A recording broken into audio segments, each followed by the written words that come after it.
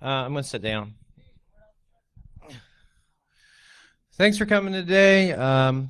This was Eric's idea, so that's the reason he passed me the microphone, because apparently he's like, we're going to sign you up for this. Hey, here we go. More shirts. More shirts. Why don't we just hand one out to each person? Yeah, pretty much.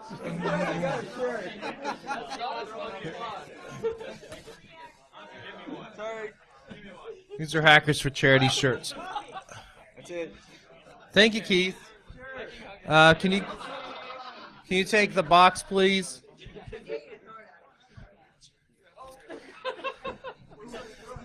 Thanks a lot. Also, my car needs washed, so we take care of that. So we're here today to talk about the purple team. Does anyone know what the purple team is? What's the purple team? This is worse than one of my classes. I'm gonna plank if you keep this up. That's what I do. Or I'll sit down in the middle of the floor, so they'll go, is he dead? Do you have your PhD? Shh, no. No, we don't have to. Okay. But anyway, since this was Eric's idea, I'm Bill Gardner, and I teach. Oh, that's at the end. We're making you guys stick around for the whole thing. I'm Bill Gardner. I teach digital forensics and information assurance at Marshall University. I'm also a pen tester. I have a consulting company. Do web assessments. I can't say words. And penetration testing. And I recently read a book with Valerie Thomas called Building an Information Security Awareness Program. Valerie makes me look very good. And now I have to prove it, right? Okay, so I'm Valerie Thomas. I'm the principal security consultant at a company called SecureCon. We're based out of DC. My awesome boss is sitting in the middle there in the Bender shirt. Right, we're always interested in bringing on talent. So if you want to be a pen tester, come see him or me. Either one is fine. So yeah, Bill and I just wrote a book about awareness training, and while I do a lot of offensive work, I still have to be pretty well versed in defensive, because it's not just enough to red team and break into a place and break all of their fun toys. I have to help them fix that. So that's kind of where the purple team starts to come into play. Like it's red is not enough anymore, blue is not enough anymore. So red and blue together, right? Make purple. I have kids, so you know.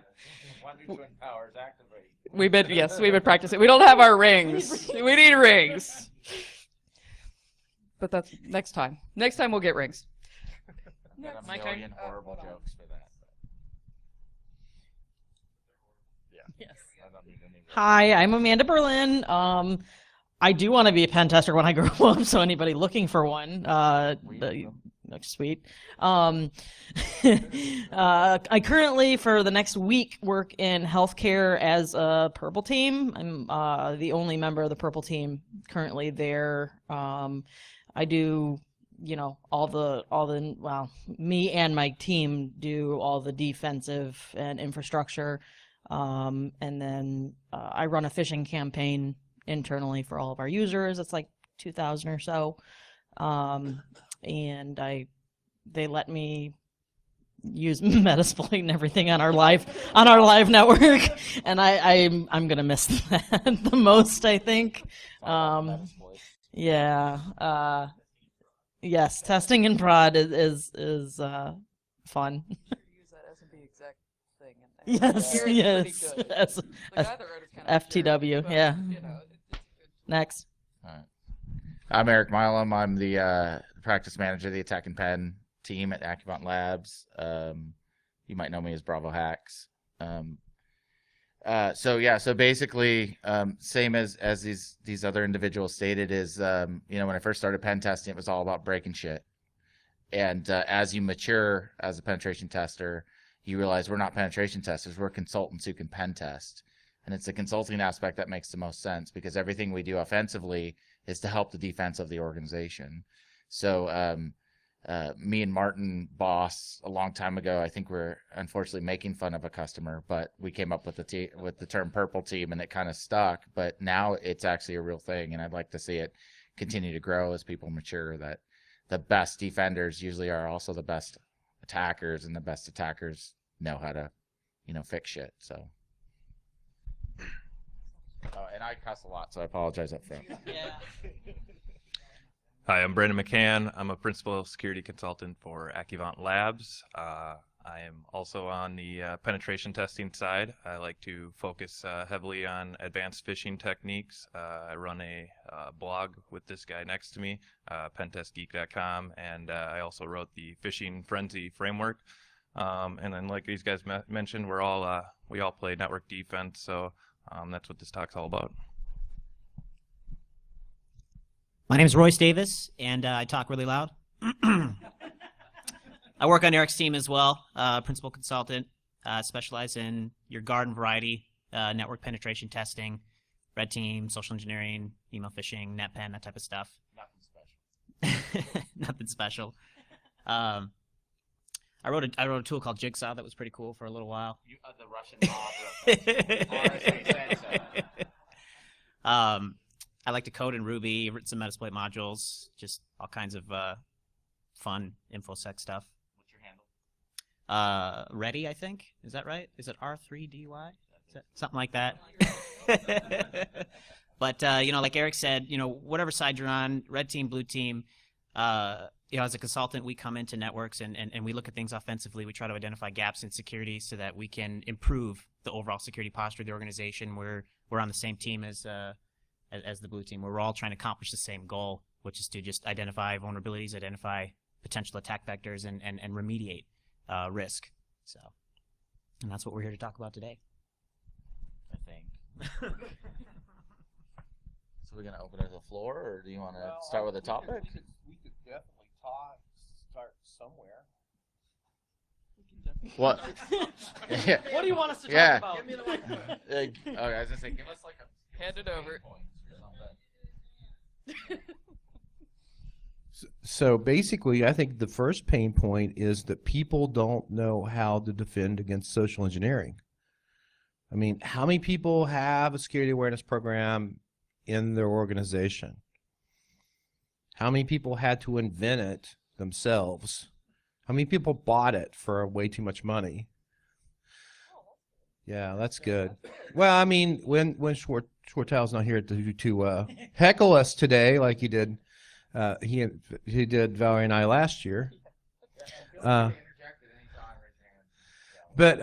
he sells security awareness products, and actually his company does it pretty good. But there's some pretty bad security awareness products. And basically, what I would say is that one size does not fit all.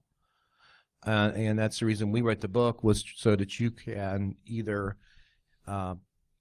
build your own or buy one as an informed consumer.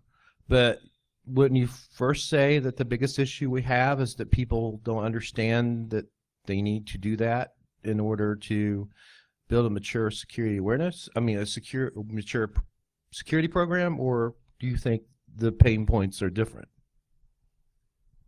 Well, we already know my answer to that since I wrote the other half of the book. The good half. The good half. I don't know about that. You'll have to read it and tell us who wrote the better half of the book.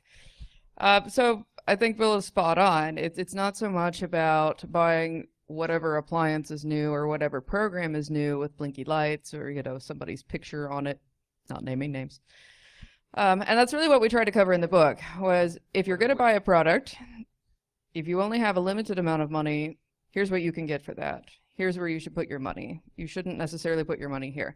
So it really depends on the size of your organization and what your baseline is. So folks that don't really have much of a baseline, that kind of takes a little bit more of a delicate touch, because this is the dawning of a new age, yes?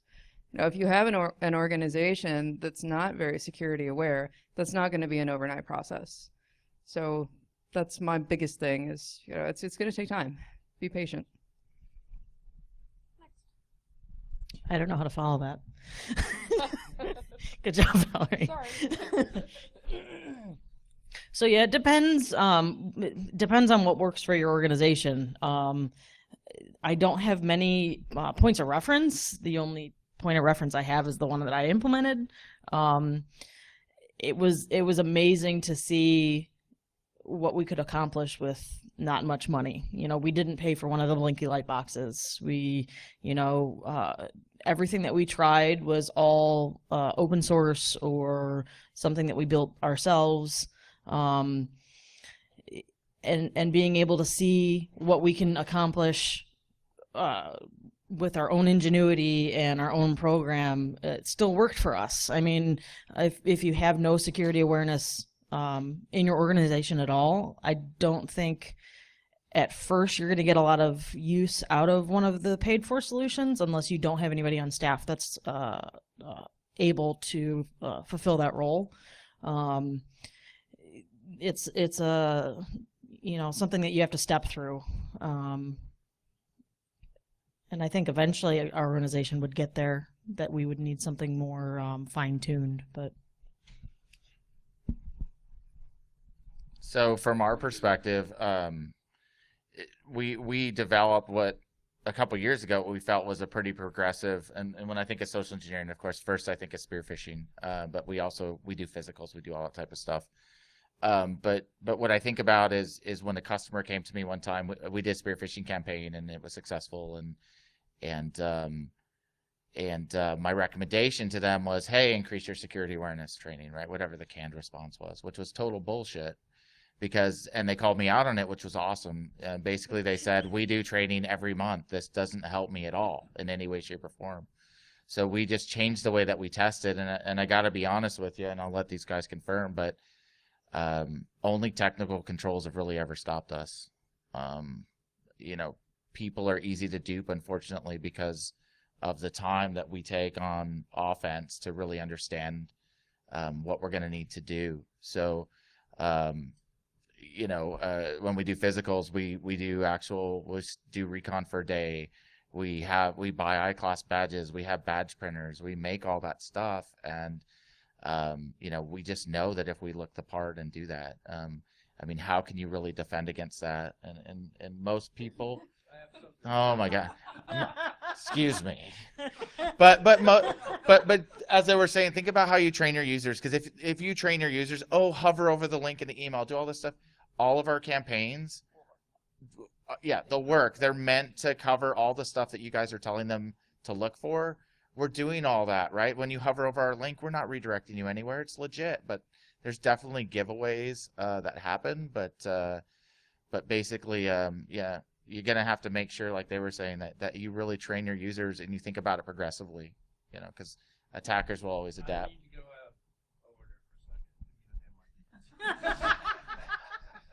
Go out of order next. Okay.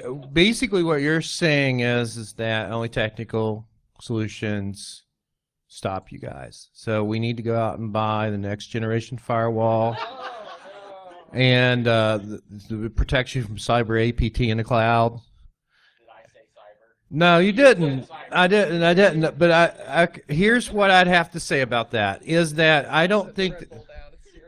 Yeah. Here's what I have to say about that. I understand technical defenses work, but right. But I'd have to say that security is a process, not a destination. And even you doing spearfishing on your own organization or as a part of assessment is part of education.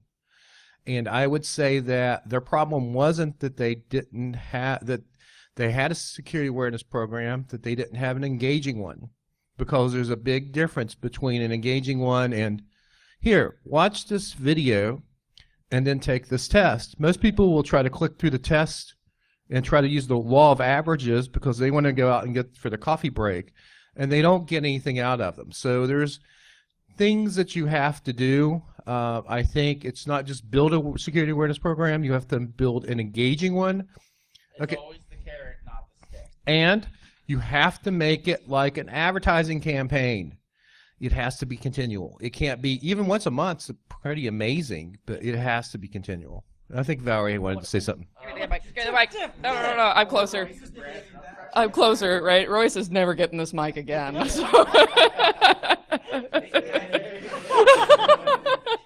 You can drop a mic, but you don't have one. Right. So I agree with Bill's points, and I agree with some of Eric's points, and I think that mostly Eric's points, but he's my co-author. Right? Yeah. But let me get off my soapbox first. Then you can ask questions. Yeah, but we still we're contractually bound for the rest of our life. So. Right. In one way or another. Anyway, moving on. I don't think that. Right? He has no idea.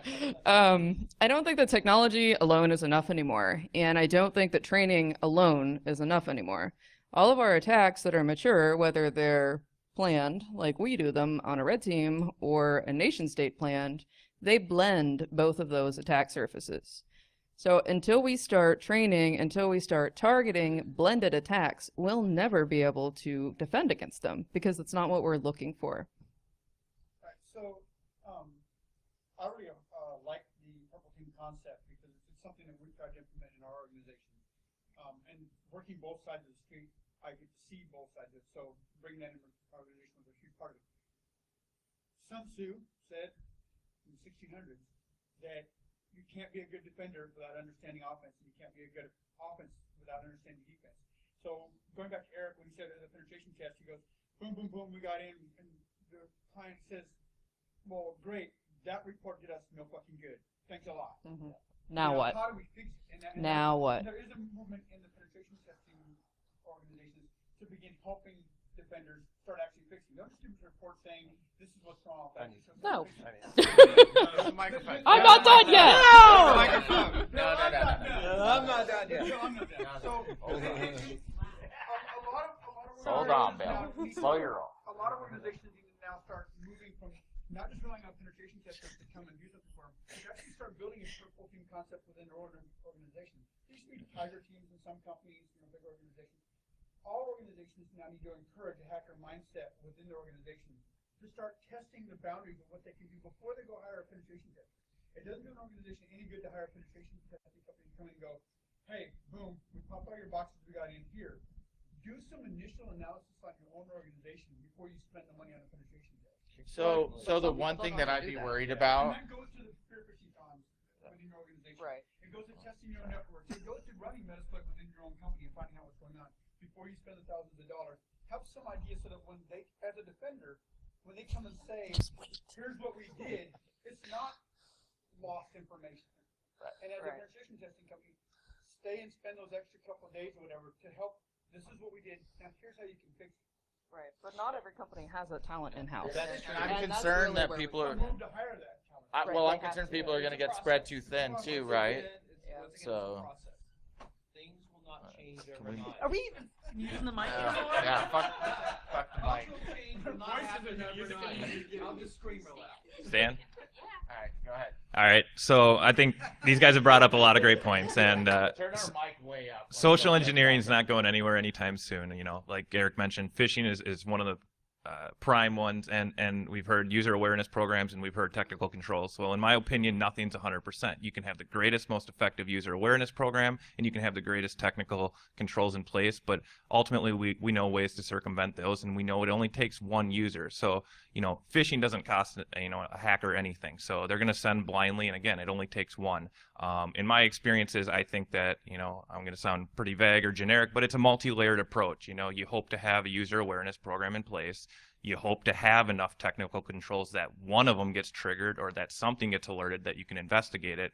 And you hope that those things in place will, trigger your incident response so that you can hopefully, mitigate the risk before it really gets out of hand. But in my experiences, I think that some of the best stuff I've seen has really been engraved into the culture. So the user awareness program really was in the culture. So there was some sort of incentive. So if you found a phishing email and you forward that to the help desk, you would get some sort of compensation or go into a lottery and get, some in the process. Exactly. So, first thing, you got to have a process. You got to have something in place so they know what to identify. And when they do, you got to reward them because, otherwise, why are they going to go and do something that really isn't their role or responsibility? And then, things like physical testing, think about when you're in your corporate office, you're walking around and you go to the bathroom and you don't know that guy. How often do you really question them? People aren't confrontational. Why? It's not your role or responsibility to go, what the hell are you doing here? Who are you? People don't want to question. Yeah, exactly. Yeah, So it's look at the it's website, really yeah. easy for people just to put their head down, go and do their work, and that's why this is a challenge. It's a great topic, and it's not going away anytime soon. Let's give it to Royce. Give me that. I have something to say. Pretty much. I mean, everybody listed some really great points, and I really like the question that the gentleman pointed out, which is that organizations taking some effort to just learn about their network before doing a pen test or any type of security engagement, that's really effective. To Eric's point, I got to agree with him. All the times that I've been stopped in cold in social engineering or specifically an email phishing attack has been because of technical controls. And I'm not referring to a super expensive blinker light box that someone paid for, but things that you can do for free if you just understand your network and you understand the operating systems and controls that are in place. Things like egress filtering that prevented the user's shell from getting back to my box. Things like application whitelisting that didn't allow them to download untrusted binaries and execute them. Things like taking away local administrator rights from users so that even if I could get a shell, I couldn't privilege escalate into other systems. Those types of things, those types of controls really help in combination with a good, strong security user awareness program. Like Brandon said, having that baked into the culture, that really helps as well. So. And also, no. I got, You yeah, did get scared. yeah. Okay. Thank you. We're just gonna pass the mic over Eric for the next hour. So I kind of want to touch on a little bit that Brandon did. That's as far as the awards-based user education. That's where we made the biggest leap. The first time I fished any of our users, I targeted 1,000 of them. I got 600 usernames and passwords.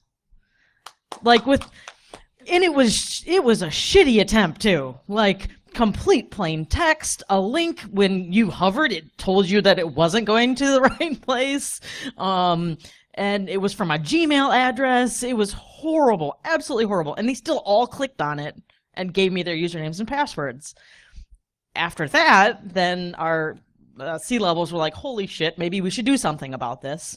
And then we started to do the awards base. So, just like he mentioned, if you teach them that it's not a bad thing to report anomalies, they're going to report it more often. They have an incentive. They're like, hey, look at this. I just got this awesome gift card or whatever. It's going to spread by word of mouth. You're not going to have to do much marketing. We do it once a month. And it's amazing at how much headway we've gained. I think we went from 60% being phished and 0 reports to 2% being phished and 25% reports. It's amazing. Like I totally agree that we need. You're right. Always just need something in your hand. And I'm done. Moving on.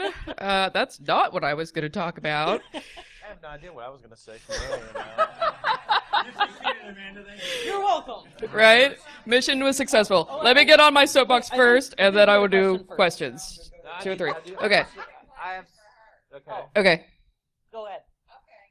I mean, I've had a computer since the 80s, and I have never clicked on shit as Right? Give this woman a round of applause. Thank you, Jaded Security. Well, Razor gave a talk on that last year at DerbyCon, and Right. he was right, and I have never done it. However, I understand in a business environment, you have attachments that are seemingly to be sent from upper level management and stuff. But don't you have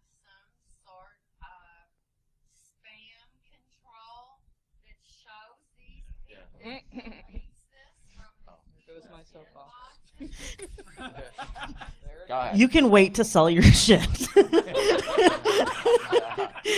I can help you. Meet me out back after the talk. Personally, we do. We have a lot of technical controls. We actually have a home built Linux box that controls all of our mail filtering from the outside. Our last pen test, we actually. Our last, well, only for a week. We actually stopped our last pen test with those technical controls and had to scale them back so our users could be tested. There's antivirus, there's blacklisting, there's gray listing, there's all these different technical controls that you can have in place, as well as teaching them if you're not expecting it or it looks odd, or if now we have people reporting. I mean, you can't have them reporting too much, but they signed up for a mailing list or something, and they're like, "Oh my God, they're trying to phish me." No, you signed up for it, but it's better. Correct.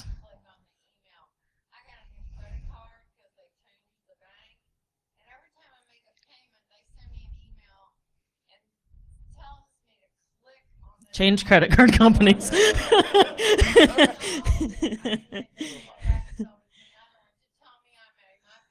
Right. Yes. Yes. They are. And it's common, unfortunately.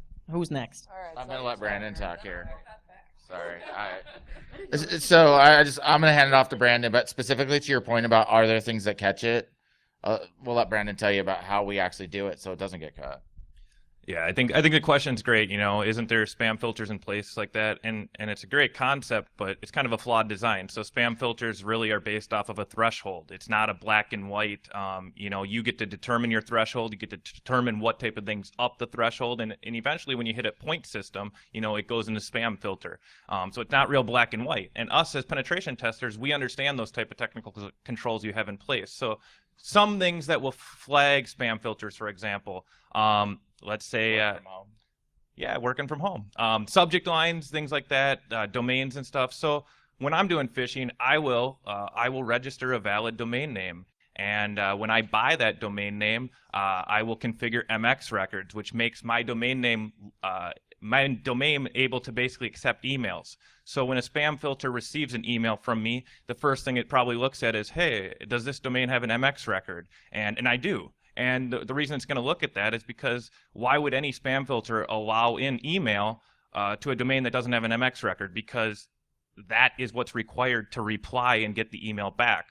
Other things like sender policy framework, there's other mitigating controls like SPF, which basically you can configure on your domain. So we can say, hey, this is my mail server. When I send email on behalf of this domain, it will come from this specific, IP address or this mail server. So when we buy the domain, we also send up sender policy framework. So your fancy technology like spam filters, when they're looking up my domain, everything checks out perfect. And so that threshold is really low. I'm basically valid email at that time. And you brought up, what about attachments and things like that? So my emails typically don't include attachments because I know you have antivirus scanning it before it ever gets put into an inbox. And I know that attachments typically bring up the threshold. So my emails are very generic. They contain text and a link. And what I want to do is I want to link them to a website where they're going to have to download something malicious. And again, you might have a web proxy server in place where you don't allow downloads on your network, right? Well, if we do this properly and we configure HTTPS with SSL, a lot of firewalls, majority of the firewalls can't see inside that SSL tunnel. So maybe you have a policy in place to block the downloads, but we have an encrypted tunnel and your fancy firewall can't see inside that tunnel. Therefore, it doesn't know you're downloading malicious content. And now we've got malicious content on your user's workstation. And essentially at that time, we've bypassed a lot of technical controls. And again, it's all about how many technical controls you have in place, because maybe we got all the way to that place, but like he mentioned, application whitelisting. So my binary doesn't match what's allowed, and boom, my attack gets stopped. So it's all about layers, and it's all about, you know, from our perspective, understanding what type of layers might stop us, and we do things on purpose to try to bypass those technical controls. Yeah, the great thing about the way we fish and the way probably, you know, most people should is we are testing every control along the way. We're testing the people. Are they going to click the link? We're testing the AV that exists on the system. We're testing, are they actually following the process? I mean, how many times have you gotten an email that you thought was malicious, and instead of calling the help desk, you called your buddy in IT, right? And that's totally outside the process. So, you know, we're testing the people there and the technologies associated with it. Here, I think this points to you, Valerie. Why, thank you, Eric. Have a drink. Next panel, sit. I'm We will. willing to. Okay. Next panel, I'm doing by myself. Let me make one point, and I will not say anything else. The rest, well. We all heard that, right? Okay. Two things. One, Right.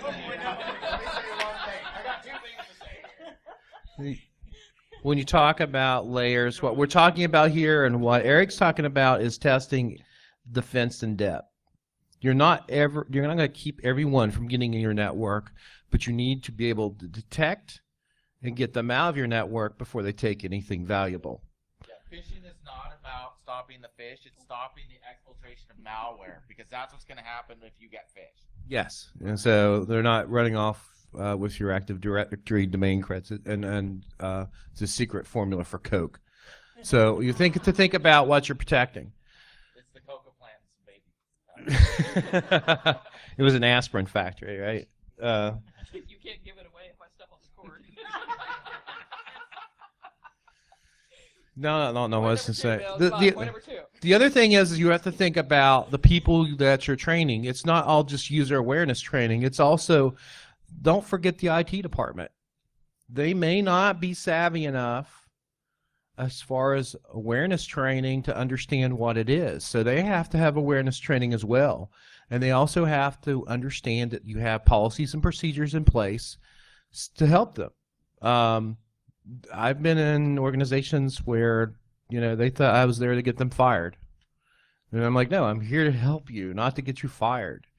But people need to feel empowered. Right. People need to feel empowered from the top down. So it's not just users, it's also managers, it's also the IT department. I'm sorry, I'll just have to keep this.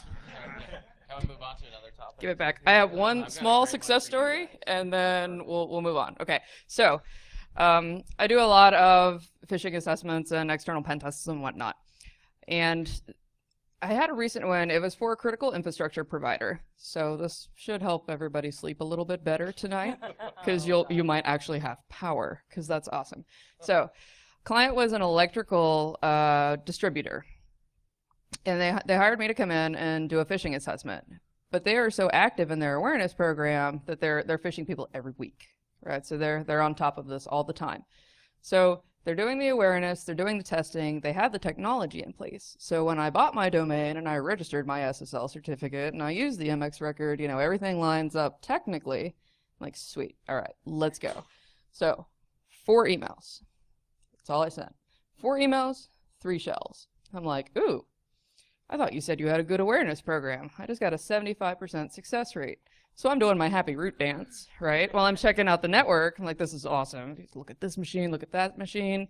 10 minutes in, all of the shells drop. I'm like, what is this? And I want my shells back. You know, I'm looking and checking all my stuff. User number 4, 25%, called it in. This email looks strange. I don't know this person. Reported it. So in 10 minutes, they reported, and then they used the technology that they had in place, right? Trace it on Exchange, the user endpoint technology, to pull those machines off the network. Like they just went and took the machines. So when you put this program together properly, it really does work.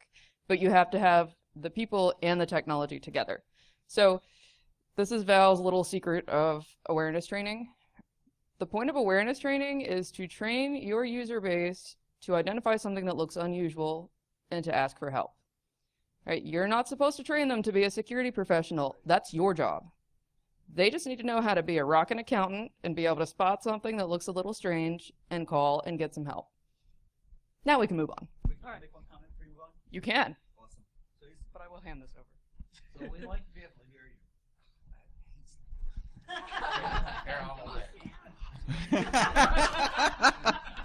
So, I'm sorry.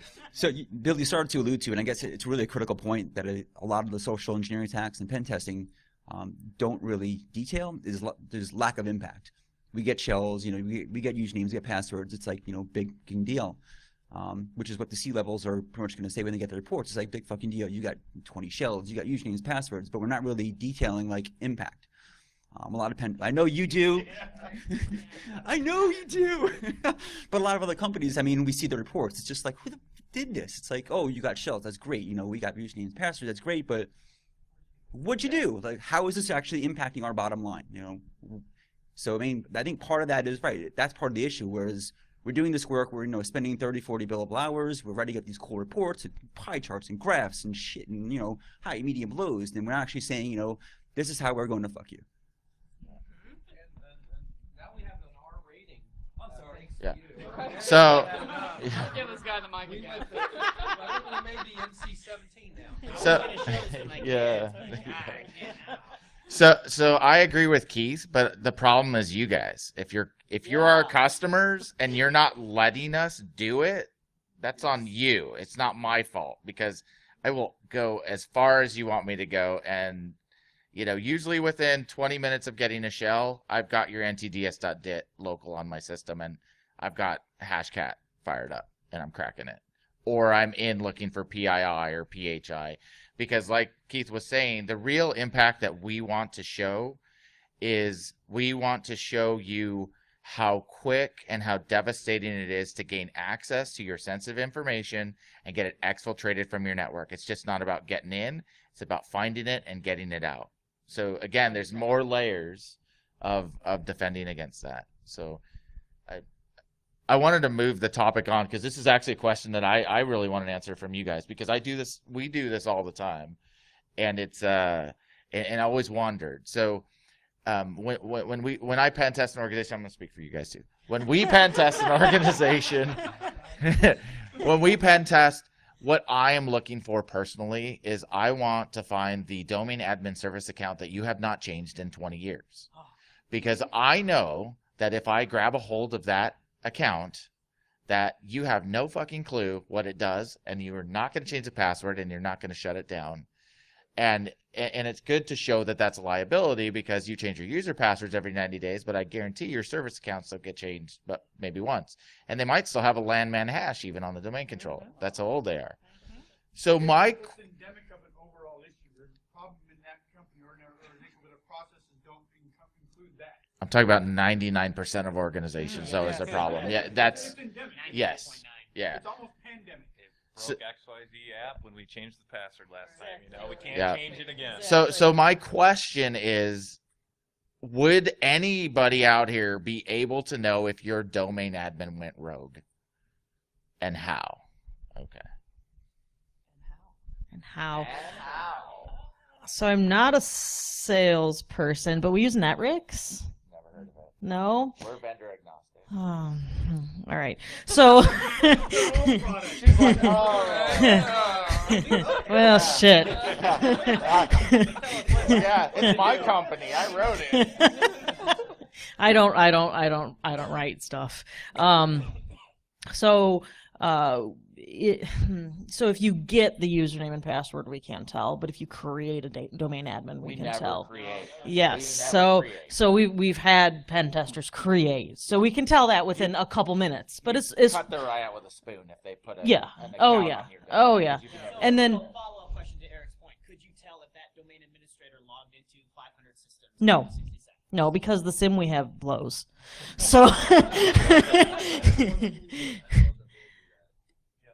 there's a couple. Well, I think if you have an IDS IPS sim type device that is configured correctly and reporting correctly, and yes, exactly. It's about stuff you can do with Active Directory. Yes, yes. Be able to do it easier. Well, with here's something else. the But- main thing is it's a valid person doing exactly what's expected on your network. How do you know that they're not doing Yes, something? exactly. And you're definitely on point about the whole we can't change the domain. I mean, Yeah. I have some really, The judgment really, guys. really bad horror I called it stories, out. and yeah, I mean we're yeah. You are we're- depressing me. Me or I him? thought this was about empowering people. All you are doing is depressing me. Over the last 3 years, we went to the point where we had a 4-character domain admin password No, that hadn't been changed in 10 years Right. to being able to change it every 60 days. So how do we detect? Let's talk about How we to detect? I Because don't if I know. bring that up to the customer, I want to take what you guys tell me and give them a valid solution other than, especially if it's someone who actively works there and if they've gone rogue, what to look for. The awareness thing where the people who run your network have to understand what they're. The guy who runs your network has gone rogue, is what I'm saying. How do you detect that Then guy? you're screwed. Well, here's the deal. Well, there's got to be a way. I mean, all hope is not lost, despite what Slipknot You says. need a system of checks and balances. You can't allow in any organization, you can't allow any one person to have that much power. There needs to be a series of checks and balances. There Okay. needs to be another user that audits that person's access. I mean, there needs to be a. That's a rule. lot of paperwork. I mean, then we have an auditor of an auditor of an auditor. You raised your hand. You said you had a solution, so I'm interested to hear. Oh.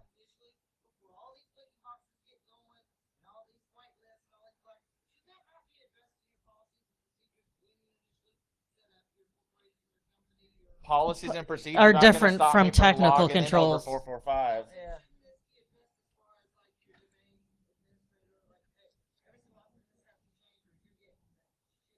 I think what she's saying is you write a policy that says, she's talking about the admin password. The service thing, absolutely, The yes. problem is, so to say, because we have an example of this in my hometown. The guy ended up at a big vendor that recently got popped. Do they he sell found out- hardware? He found out he was, well, actually they do. He found out he was getting fired, so he went through and wrecked the network before they could disable his credentials. That's a How did they federal detect offense as that? well. Yeah. They detect that because shit didn't work. Yeah. That's how Well, they detected yeah. that. So the problem with this that drives it is that most organizations don't have the purple team. They don't have an individual from the red team that says, if I want to do the most harm to this network, this is what I'm going to do. Let's sit down and write a rule that looks for this activity from these sources that will fire and inform the people that need to be informed. See, by Like the changing domain mindset. administrator logged in at 2 a.m. and exfiltrated 12 gigs of Yes. data off the domain controller. Does anybody have a rule for that? Yes. They should. The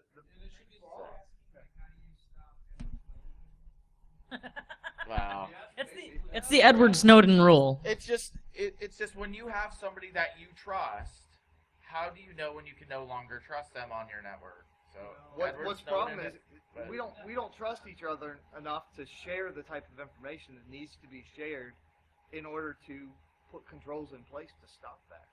And that's why a lot of blue teams are sucking when it comes to being contested, is because they don't know the true vital attack vectors that the red teamers are going to take, or the red teamers aren't allowed to perform those true hardcore attack vectors. And that's what we're talking about is everything we do, defense or offense, is really to make the organization better. So we need to make sure we're sharing that type of stuff. No, I was just gonna say, the rogue IT employee is just an example. It could be the same thing. That IT employees got compromised and someone's got their clear text password. So it's not related to trust. It's just related to these powerful accounts and how can you detect anomalies with these powerful accounts like we've been talking about. I think that should be our talk for next year's DerbyCon. Those accounts should be the most research heavily to do. audited. They should be the most heavily logged. You can agree to those accounts as well. Like, so those accounts that haven't changed in 20 years, I sure hope, you've done things like configured them as a service account so they can't do interactive login elsewhere. Nothing's 100%, but I hope you are at least, understanding that they are a risk. You're never changing the password and trying to lock them down. Yes, there's a question in the back. I was doing my Phil Donahue, but I don't think I can go that far. None of these kids know who Phil Donahue is.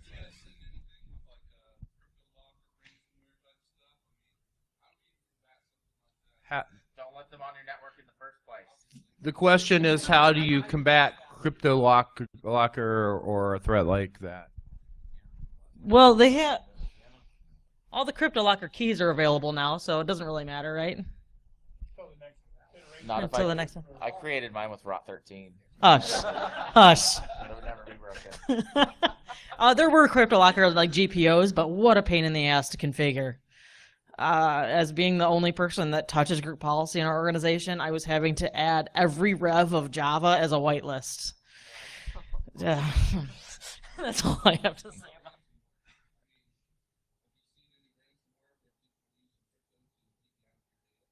No. Yes, I have.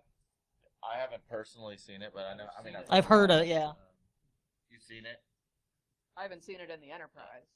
So that also leads to a big thing that we always call out too is network segmentation.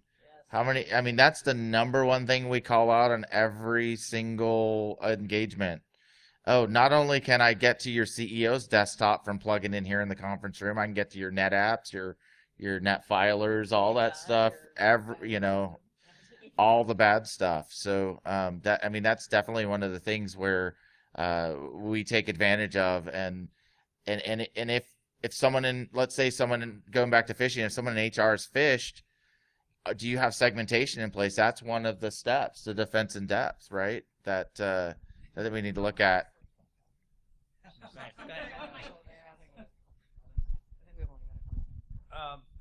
And he's absolutely right. Segmentation will really do a lot. The other thing I have to say is we just released a project today that will basically monitor each one of those segments for threats that get behind the firewall, called Network Scout. Check it out. It runs on Raspberry Pi. It was, yeah, it's completely student researched, but check it out. But a lot of it is, one thing is not going to protect you from everything. It's all this together as a process. But really, listen, you guys, you're almost depressing me. I mean, it's like there's no end. Security awareness won't work. It's not that it won't work. It's that, as you guys know, it's not implemented properly. Damn table. I think Yeah, let me.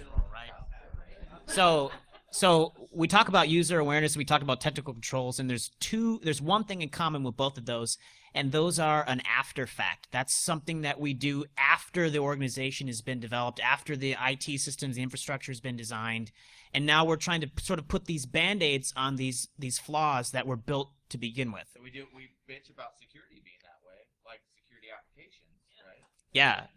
So I think, one of the key things when you're doing any type of information security testing and you're talking about recommendations is really looking at the system from a whole and are there areas to redesign, are there areas to go back? Obviously, if you're an internal blue teamer or a network defender and the pen tester comes in and says you need to redesign your whole network, obviously you throw your hands up and you say, well, that's going to take way too much, effort and way too much money. We can't do that. But, certain things like just network segmentation, I mean, just having ACLs and making it so that if I do sneak into the conference room because I printed a fake badge and I plug in, I can't get anywhere. Those types of things are going to make much more of an impact than even the most robust user awareness training or the robust technical controls out there. Go ahead. I think Bill's depression is maybe. It's been a part of his life for a long time. Maybe not the best outlet because working both sides of the street, as a penetration tester or even the attackers, they know they're always going to get in. There's going to be some flaw in the network. As a defender, you cannot have a perfect system. It's not going to happen. There is going to be a weakness somewhere. Maybe the user, maybe a technical control. It may be something completely unknown. It may not even be one of the known unknowns. It could be completely unknown. You won't know what the next attack vector is going to be. Nobody saw the shell shock vulnerability coming. People have been using Bash for decades. Oh, I saw it. I wrote it. Yeah, I saw that coming. And what was it, Heartbleed? I saw that too. Yeah. So you don't know All what about that. those unknowns are. The attacker's always going to have the advantage. So Right. getting depressed as a defender, getting depressed about defense, you can't get depressed about that. You can only do the best that you can with the known situation and the budget you're given and the people you're given. And then know that in the event that something happens, and in all likelihood it will, do you have a good enough incident response to deal with it? Correct. Are you going to keep them at bay long enough that you detect something and are able to react. But it's a horrible thing to say, but we always do say it, and I think everybody agrees. And a defender has to defend every fucking possible way into. Attacker only needs one. But in order to lift Bill's spirits, I want to tell a success story of one of our customers. Yeah, that's right. And this is actually a true story. So, does anybody know Martin Boss, Pure Hate? Yeah. So he's an okay pen tester, right? So he had done this customer the year before, and then it got assigned to me this year, and he's like, good fucking luck, right? So we always normally say things like, hey, if I've got physical control of an asset, it's game over, things like that. So I can't mention who they are or what they do, but I can tell you that they had the most secure network in the world. They're not in security. They're not in nuclear fission or anything like that. But it actually made me cry. I got nowhere and did nothing. And it was awesome, though, because now I have something where I can say, Mr. Customer, you can't bitch and complain. These people did it over here. Yeah, well, they've got 3,000 people, but what they've done is scalable. And what they did was they used tools like BitLocker and all the free Microsoft shit. But they understood their network. They understood their people. And they implemented it, and they also got carte blanche buy-in above. I think that's another thing too, is as a lot of IT people don't really show the value. We talk about that in the book, right? Getting, management buy-in, and that's the first step in building information security. Mature. And I think that's why we've been so successful. Yeah, is because we have such good buy-in from up and front. most people really don't care about security until they've been breached, and that's the bad Right. Well, Be proactive, not reactive. Brought up impact, right? One of the things we can do in Red Team help out with that is to provide really strong reports that not just say, hey, I popped your box, I got these shells, you have these vulnerabilities, but to really communicate a picture of what this means to your business and just how catastrophic it is that you have JBoss with admin sitting on the internet. That's something that we can do to help to get, funding and to get buy-in from, the high-level management, right? And get managed. It's sad that a lot of times they say we have to use you to push our own message forward. We get that. We get that all the time. Clients are saying, I've been telling management we want to do X, Y, Z, and then we come in and we tell them to do X, Y, Z, and then next year they got the budget. So yeah, a lot of people are very happy for us to come in and do that type of testing because they use us as leverage. They need an outsider to tell them that. I always love when I ask I ask every customer before I start the pen test, what is the one thing that I could do to make this an absolute slam dunk for you? And I always love, and it's rare, but I love when they respond, scare the shit out of my manager. If you could scare the shit out of my manager, that would be the best thing you could do. And I always feel good about that because I know that not only is it going to be fun for me, but hopefully I can actually provide some value and actually, so that's always good. I didn't even know. Are we done? We're done. yeah, probably. It's Any more we questions? wouldn't have anything to talk about. Yeah. I didn't say that. We're all a bunch of talkers. We all gab. Any more questions? Anybody? I don't know which hand went up first. The man in the black shirt. It's you in the black t-shirt.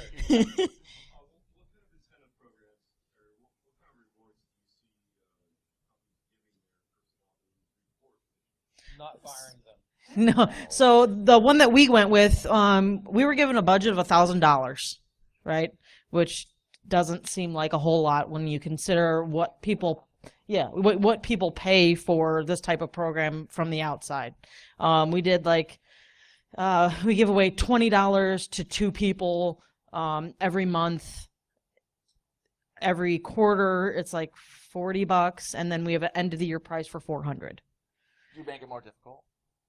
Yes, yeah. Throughout the I've been doing it for 9 months now. We just started in January, and each time it gets a little bit more difficult for them to realize that it's from the inside. And not only do they get put in the little drawing for when it comes from internally, if they catch something from the outside, they also get put in. I'm joking about not firing them, but on the flip side, you have to. And they are worried about that.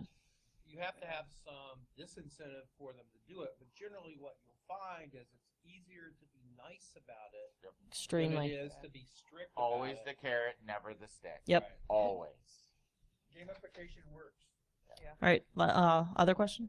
Okay, so going back on the, I guess tracking your users and configuration management, you can use like open source Puppet and like Logstash to kind of monitor that. I'm not smart enough to know what that is. What is that, puppet? Okay.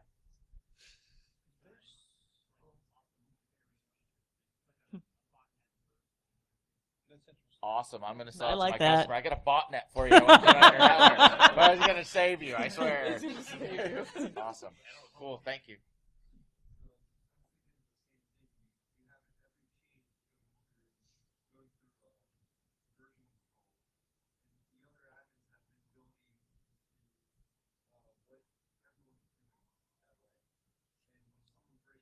I know.